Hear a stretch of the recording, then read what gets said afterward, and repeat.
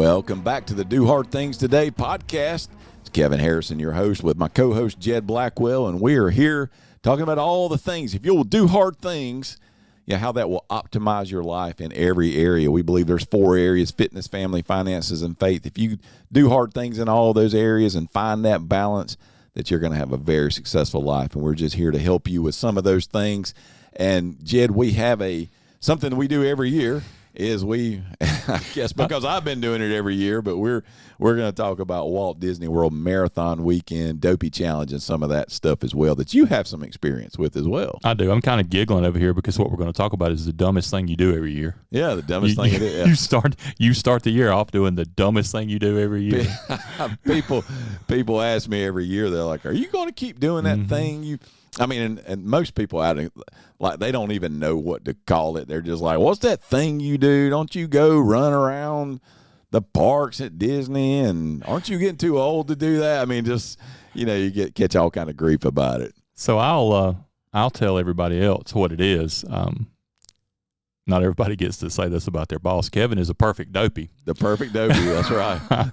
He has competed in the Dopey Challenge every year that the Dopey Challenge has existed, including COVID, including virtual, including completing it with a broken toe, including competing in it with, wasn't there a lung issue one time or something? Yeah.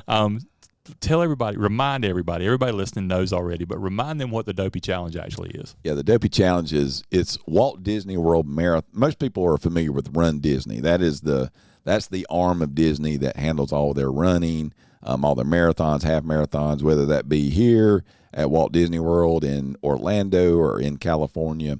And Walt Disney World Marathon Weekend is the crown jewel weekend of Run Disney. And it's always usually the second weekend of January. And there are 4 different races. There's a 5K on Thursday. There's a 10K on Friday. There's a half marathon on Saturday. And then a full marathon, the Walt Disney World Marathon, on Sunday. For years, I think 2006, they started the first challenge, which was the Goofy Challenge, which you could do the half marathon followed by the full marathon, and that would get you the Goofy Challenge medal. Okay, so I guess that was not enough. So in 2014, Run Disney came out with this great idea called the Dopey Challenge. And to complete the Dopey Challenge, you do all 4 of those. So you do the 5K Thursday, 10K Friday, half marathon on Saturday, then the full marathon on Sunday. So it is aptly named the Dopey Challenge. And you could almost make the case that a marathon runner needs that 5K tune-up on Thursday or that 10K tune-up on Friday. Or you know what? Even both. I'll be generous. But who runs a half the day before they're going to run a full? Yeah, that's the thing that really separates. And we're going to talk a little bit about it because we're recording this, and you're going to get this probably the week of Thanksgiving is when you're going to get it. And so at that point, you're 6 to 7 weeks out. We're going to talk about some of those things. If you're a little bit behind, what can you do, blah, blah, blah. But that half day is what really separates this challenge from everything else. Because when there's a lot of we'll talk about strategies and the follow-up to this of what are the strategies you can take. But the half day really separates this, because when you show, most of the time, most of the people that do the Dopey Challenge have completed a full marathon before. Most of the time when you're training for a full marathon, you have a big lead up to it. You train really hard. Then you start what they call the taper, which means you're backing off when you're training. You're getting your body ready to be to face that 26.2 miles.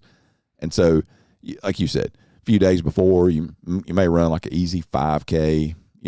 Even the day before, you have what you call a shake out your legs, where you'll go out 2 or 3 miles and just kind of get your legs, just keep the blood flowing. But you're coming into that Sunday, and you're standing there ready. You're rested. A lot of people have a hard time tapering because they feel like, I've been training all this time and now I'm not doing anything. And so they struggle with that. But with the Dopey, it's the exact opposite. When you And I warn first timers, when you get to that starting line of the full marathon, you're already out of gas. You're sore, your legs are tired, you've had 4 straight mornings where you're getting up. I'm talking dark 30. And now that they moved the start time to 4:30 in the morning, it used to be 5:30, moved it to 5, now it's 4:30. When you're getting up early, 4 straight mornings, and that wears you down. You're at Disney. You're probably going out to the parks doing some other things. So when you start on Sunday morning, your legs, and it's dark out there, it's just, you can have a lot of, and we'll talk about this, but you can have a lot of really negative and bad thoughts in your mind while you're standing there, because you're just like, holy cow, how am I going to get through this 26 miles after these 3 straight days I've been facing? How do you get through it? How do you get to the mental place to get through it? Well, hopefully you've been training. Yeah. And if you're listening to this, and we have a lot of listeners in the different Disney groups. Hopefully, if you're listening to this, then you've put in the training. I'll often tell people that the Dopey Challenge is very manageable if you will just be consistent and put in the work. Very manageable. Not easy, but very manageable. It's also very, very, it can make for a very horrible Sunday if you have not been training. So how do you get through it? Well, let's just assume that you've put in at least a decent amount of training. I think keeping the negativity out of your mind, taking it one day at a time, taking it easy on those first 3 days, and then get to a point you want to be standing there at the start line of the marathon thinking, hey, this is going to be a challenge. I mean, if it was easy, everybody would be doing it. Right. This is going to be a challenge to get through this 26 miles on tired legs, but I have done what I need to do. And I tell people to visualize those training days, visualize the hot days in July and August, visualize the cold days in November and December when you're out there putting in the miles. Visualize everything you've done to lead up to this point, and this is where the fun is. If you can call the abuse you take out on a marathon course fun, that's where the fun is. And so I think it's about the mental game of not letting the negativity creep into your mind, no matter what's happened. Man, I've gone into that race before, fully trained, fully ready, gone out and smashed it. I've gone into it before where circumstances have dictated that I did not get the training in, and it was a grind. I mean, an absolute minute by minute in that 26 miles. It was a grind and fighting your body telling you to stop, fighting that and realizing that, okay, if I can get 5 more minutes down the road, let's readdress it then. Get 5 minutes down the road, and if you want to quit, then quit. So what do you do 5 minutes from there? Hey, well, let's get another 5 more minutes down the road. And if you want to quit, then quit. And then pretty much, then you start your body and everything starts kind of feeling like, okay, he's going to do this. So we might as well figure it out and let's push through. I've never done it. I've run the 5K, and it was a fantastic 5K. It's a wonderful time. It's great, but it's not timed. I mean, it's timed, but there's not a time restriction on it. 10K, same thing. Then in the half, you have a certain parameter you have to fall under. You have to run a 16-minute mile. It is the hardest part, mile 13.3 on Sunday, when you know you've got as much to do as you've already done? Yeah,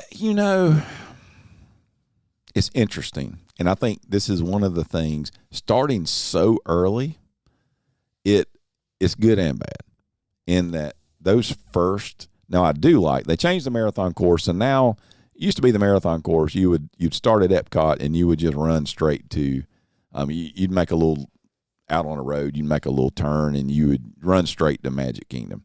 They changed that now, where now you run through Epcot first, and So you make a turn into Epcot, and so the first few miles aren't quite as boring.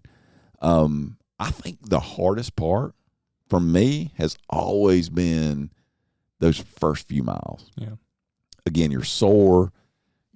Because it takes you a few miles to get all your blood flowing, get your joints where they're lubing up, and you're figuring out what's going. I think that first part, when it is so dark and you're out there and there's not as much, let's say, excitement. It's just you're starting a race at 4:30 in the morning. So I mean, there's only so much energy you're going to have at that point. Then you start getting, and when you're running the marathon portion, you leave Epcot and you head on back down. Then you're heading to the Magic Kingdom, which is, everybody's favorite. By the time you get down there, usually at that point, you're getting, that sun is starting to come up, unless you're just one of the very first ones going off and you're super fast. You're going to be getting down there, and the sun, you're going to start to see some light. And so that's a big deal. When you come out when you come out of Magic Kingdom and go out and you run through the parking lot for just a little bit, you're halfway, which used to not be the case. Used to be you have to wait all the way till you got over to Animal Kingdom, and then that point you're halfway. Now you're halfway when you come out of Magic Kingdom and you run through the parking lot. That's where halfway point is. But it is once that happens, at that point it's kind of like, okay, I've made it to Landmark 1, which is in the Magic Kingdom. And you're coming out, you're halfway there. You leave Magic Kingdom and you're heading over to Animal Kingdom. But then by the time you get over to Animal Kingdom, now that road from the road from Magic Kingdom, you take a back road to go over to Animal Kingdom. That's a pretty rough stretch because it's a 2-lane road. They have it shut down, but there's just not a lot of room for a lot of entertainment. So that part can be challenging mentally. I'm just preparing you for that. That part can be challenging. Now, last year, I mean, it poured down rain. That's last year's the one in the marathon where there was about a 30-minute period. It absolutely poured down rain. And I was in that spot whenever it came down. But no matter what happens, that's a pretty boring stretch. So that one can be challenging. Once you get to Animal Kingdom, that now that it's a new course, that is like the signal to me that, hey, this thing's almost over. You're gonna leave there. You're gonna go make a little loop through Blizzard Beach. And some people hate the Blizzard Beach thing. That's a whole nother podcast. Would you rather run through Wide World of Sports, which some of you new ones, y'all never ran through Wide World of Sports. Would you rather run through there or Blizzard Beach? But you run through the Blizzard Beach parking lot, but it's pretty much over then. You're leaving there, and you're running a little piece, and you're in Hollywood Studios, run through Hollywood Studios, and then you run past the canal, go get over there on the boardwalk, and you're back in Epcot, and you're done. So I guess you asked me a short question, I turned it into a long answer. But to me, the hardest part, and this should be encouraging a little bit for people, the hardest part is those first 4 or 5 miles, just getting going. Because then at that point, you can't even get to a point where you're like, getting under that 20 to go has always been really big for me. Of, holy cow, I'm 5 miles into this, and I've still got 21 miles to run. But once you get down to 19, then you can start counting down. And I would just encourage you on this, that if you're getting out there and you're in a real grind, take it mile by mile. What do I have to do to get to the next mile marker? Again, never having done it, I'm going to contradict you a little bit. I think the hardest part, you said starting a race at 4:30. The hardest part is getting out of bed at 2:30. True. Which means getting into bed at 8:30 I'd say at the latest. Which ain't going to happen. In a place that is geared to keep you awake as long as they can. I mean, it ain't Vegas, but it's close. Correct. It's geared for you to go and do and squeeze as much out of the prior day as you possibly can. And then, boom, you got to go to bed and get up at 2:30 in the morning and get on a bus or a monorail and stand in a corral for upwards of an hour sometimes while you wait on your number to be called. Oh, it's why I've always told people, if you can manage staying on Disney property, and the good thing about Disney property is they have all different price levels, from the value resorts all the way up to the deluxe. if you can stay on Disney property, it makes it, because that morning you like, and I'm one of these, and I'm not recommending this. You do what you want to do, but I'm always on the last bus. Yep. And I've got it figured out now. Okay, what's the absolute latest I can sleep? Have all my stuff ready, all my nutrition, everything I'm going to be taking is all laid out, so I can literally, I jump up, I take a quick shower, and I try to take a cold shower to kind of get you going. Mm-hmm. I'll take a quick shower, throw my stuff on, walk out the door, and go to the bus stop. And I'm not having to think about anything. Go to that bus stop, get on the bus. They take you right to where you get off to go to their security and things. And it is, you're right, Jed, it is the most challenging part of the entire week is those 4 super early mornings, because smart people go back and they're like, okay, I'm going to take it easy. And I'm going to rest, and you're right. I'm going to be in bed at 8:30. But next thing you know, you're down there, got family with you, your wife or whatever, and you're like, well, let's just go to downtown Disney Springs. I still call it downtown Disney. Me too. Let's go to Disney Springs, and let's just grab a quick bite to eat. When you get down there, the wait's a little bit longer. Then you leave, like, hey, well, let's just look at a couple of these shops. And next thing you know, it's 11 o'clock. Might as well go ride Pirates once. Yeah, might as well go right. Let's go right. And you get home and it's 11 o'clock. Yeah. And then you're anxious because you're like, shoot. I gotta be up at 2:30. I gotta be up in 3.5 hours. So I gotta lay down and fall asleep right now. So anytime you're trying to lay down and fall asleep right now, it's the hardest thing you'll ever do to try to get to sleep. So that's very challenging. I would say this about that. Really, really, really manage that Saturday. Saturday's the half marathon day. You get done with a half marathon, I always encourage people, usually at that point it's going to be, you're starting at 4:30. Most people are going to start around 5 because you go off in waves in your corral. If you start at 5, and if let's say you run a 2.5 hour, or whatever it is, you're going to be done at 7:30 or so. You got to go to the bus, get on the bus, go back to your resort. By the time you get back, you can take a shower. Your family, they can all get ready and be ready. If you want to go to a park, go to a park. Be there when they open at rope drop. Spend a little bit of time in the park walking around, because you don't want to go home and lay down and then you get really, really sore. Go just walk around leisurely for a little bit. Maybe have a good lunch out. And then if your family wants to stay out there, fine, let them stay. Let them go do whatever they want to do. They can party all day long in the parks. Go back to your place. Just get a little rest. Don't necessarily have to lay down and sleep all day, but just go kick your legs up. Just get a little rest, get your hydration going, and then in the evening, just plan on that Saturday to be very disciplined in. That's a good time if you're going to order in, if you're going to order pizza or get pickup or something from somewhere. That's a good time to do that. And then again, don't hamstring your family. If they want to go stay out late that night, let them. You just try to at least be chilling out on that Saturday. And even if you can't go to sleep at 8:30, be sitting in the bed watching TV, just chilling out so you can fall asleep and get some decent rest for that last day. Well, that's, I think, a pretty good overview of what we're talking about and what we're gonna be talking about, because I know in the coming weeks you're gonna detail a couple of strategies for a couple of different groups of folks, right? Yeah, and we'll end this episode on this. I want to tease this. I think there's 4 distinct ways you can attack this, and for our listeners, I want you to be thinking about this, and then the next podcast we will flesh these out.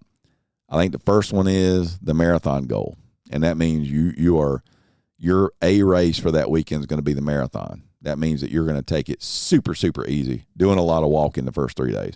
Second one, and again, I'm going to flesh all these out in the next episode. The second one will be the half marathon goal. Of your main goal is to go out and run as fast of a half marathon as you can.